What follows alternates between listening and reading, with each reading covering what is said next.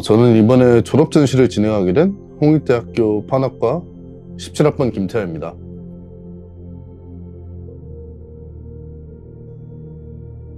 졸업전시를 준비하기 이전에 대학교 1, 2학년, 대학교의 초반 과정에서는 좀 무의식에 관한 작업을 주로 했던 것 같아요. 그때는 모두의 무의식에 잠들어 있는 말로 형용할 수 없는 사람들의 감정적인 측면들을 수면 위로 이끌어내는 게 미술을 하는 사람들의 역할이라고 생각을 했거든요.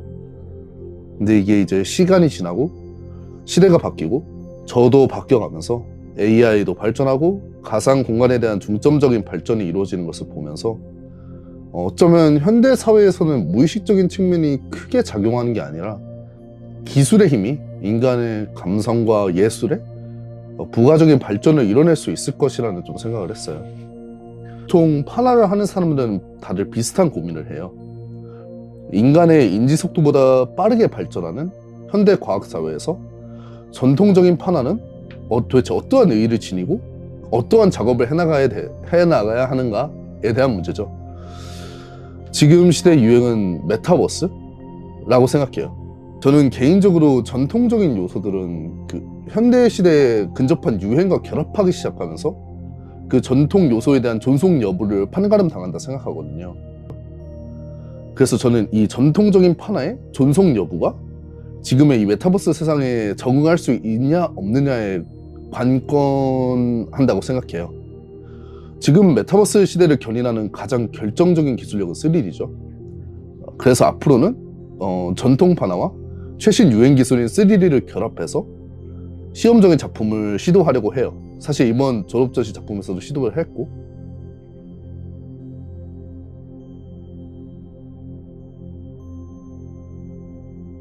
(3D에는) 매핑이라는 개념이 있어요. 우리가 예를 들어서 정육면체 종이에 그림을 그리고 싶다 라고 생각을 한다면 전개도를 펴야겠죠. 전개도를 피지 않고 위에 그림을 그리는 것보다 펴져 있는 2D 전개도 위에 그림을 그리는 게 3D상의 오브젝트에 훨씬 쉽고 디테일을 표현하기에 쉬울 거예요.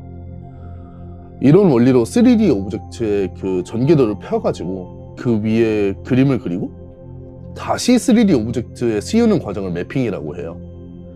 그러면 저는 이 아이디어에서 영감을 받아가지고 판화로 전개도를 만들어서 3D 오브젝트에 씌우면 어떻게 될까라는 고민을 했어요. 제가 이러한 이론을 세우고 내린 결론은 아마 판화만이 표현할 수 있는 깊은 흑백의 농도를 좀 가상공간에 구현할 수 있지 않을까라는 결론을 내렸어요. 근데 사실 이런 일련의 과정들이 좀 기술적인 측면에 되게 초점이 맞춰져 있잖아요. 그래서 이게 자칫 잘못해서 작업을 진행하다 보면 기술적인 측면이 너무 커져버려가지고 배보다 배꼽이 더 큰 작품이 기술에 매몰되어 버리는 그런 일이 발생할 것 같다는 생각을 했어요. 판화의 아날로그적 측면을 가상공간에서 왜 구현해야 하고 구현하는 것의 강점은 무엇인가에 대해 탐구하려면 아마 전통 판화를 다시 살펴봐야 되지 않나 라는 고민을 했던 것 같아요. 이게 판화는 보통 복제 예술이라고 일컬어지잖아요. 그럼에도 불구하고 찍혀져 있는 판화 작품 하나하나가 각각의 작품으로 인식받는 가장 큰 요소는 저는 에디션이라는 개념이라고 생각을 하거든요. 이게 에디션이 뭐냐면 판화가 생소하신 분들을 위해서 작가가 판화 작품을 하나 제작한 이후에 그 작품에다 사인을 하고 몇 년도에 제작한 작품이며 몇 번째 찍어낸 작품인지 적어가면서 넘버링을 하는 과정을 의미해요. 이런 그 에디션을 제작하는 과정을 통해 가지고 하나의 판화 작품은 그것이 오리지널 프린트로서 가치를 인정받게 돼요. 이게 무한한 복제가 가능한 디지털 판화가 좀 의미를 새롭게 가지기 위해서는 복제되는 오브젝트 전부가 서로 상이한 느낌을 좀 가져야 된다고 판단했던 것 같아요. 이게 매핑이라는 과정이 재밌는 게 매핑은 하나의 맵을 만들어 놓으면 그 하나의 맵이 되게 다양한 느낌을 창출할 수 있는 가능성을 가지게 되거든요. 그러니까 다시 말하면 되게 다른 재질의 느낌들을 많이 만들어낼 수가 있어요. 그러면 이걸 달리 말하면 한 번 판화로 만들어낸 맵은 얼마든지 좀 다른 느낌으로 파생될 수 있는 가능성이 있다고 생각을 하거든요. 그래서 이제 제 작품에 부합해서 설명을 하자면, 저는 그 남성과 여성의 몸에 동물의 형상을 결합해가지고 오브젝트를 만든 뒤에 그 두 개의 오브젝트가 가상 공간을 걸어다니면서 그 매핑의 가능성을 보여주는 지속적으로 변화하는 텍스처를 보여주는 것으로 저의 작품의 최종 지점을 좀 정했던 것 같아요. 그리고 디지털 작품뿐만 아니라 전체적으로 작품을 준비하는 과정이 살짝 하나의 그 청사진 있잖아요. 그 컨셉 아트 같은 느낌이 났으면 좋겠어가지고 컨셉 아트와 비슷한 판화 작품도 함께 전시했어요. 근데 저는 이러한 그 디지털 공간상에 에디션을 부여하는 개념이 현대의 메타버스 시장에서 디지털 작품의 소유권을 부여하는 NFT의 판화의 개념이랑 좀 비슷하다고 보거든요. 저는 그래서 이런 좀 기술적인 탐구와 그 판화의 본질에 대한 탐구에 있어가지고 어쩌면 전통적인 판화는 형식과 기법이라는 울타리에서 벗어나가지고 그 판화만이 가지는 그 코어 있잖아요. 그 핵심 개념만을 좀 넓게 바라보는, 확장하는 과정이 필요할 것 같다는 생각을 했어요. 아무튼 뭐 제가 되게 많은 이야기를 했지만 모쪼록 제가 의도한 느낌이 좀 잘 전달되었으면 해요.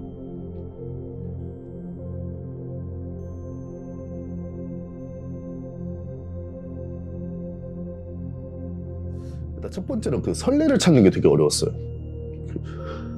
보통 사람들이 맵을 만들 때, 그러니까 매핑을 할 때 소스를 가져다 쓰는 경우가 대부분이거든요. 그게 뭐냐 하면, 그러니까 자신이 직접 그림을 매핑 과정에 쓰는 사람이 거의 없어요.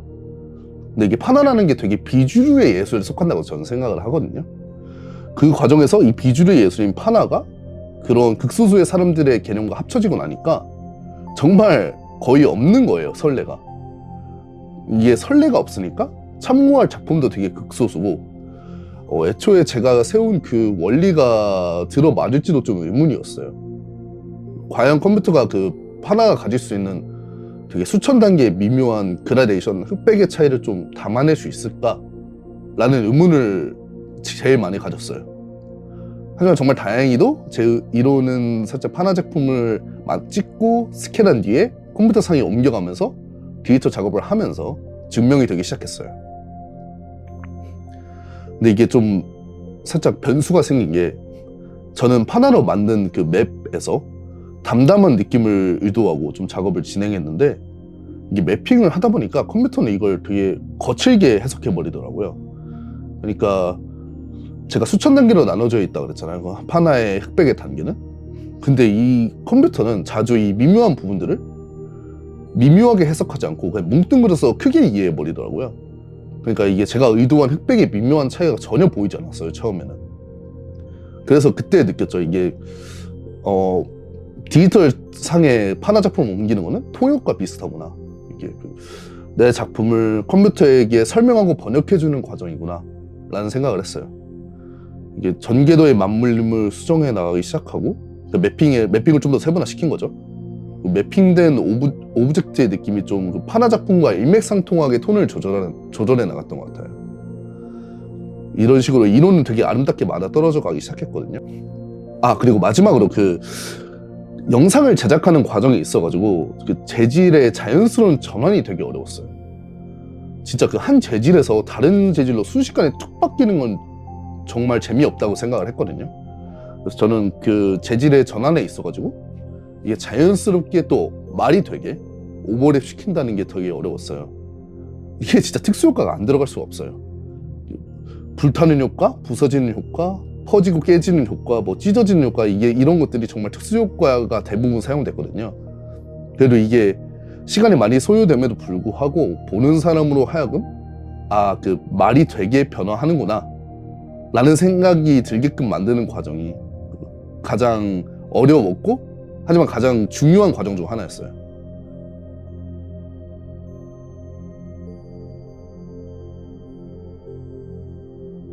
제 작품을 이제 보신 분들은 알겠지만 저는 게임을 만들고 싶어요. 실제로 지금 제가 전시한 그 졸업 작품에도 게임의 향기가 정말 강하게 나요. 저는 많은 게임을 해봤고 앞으로 더 할 예정이고, 게임이 구축하는 세계관이 제공하는 개념은 그 게임만이 줄 수 있다고 생각해요.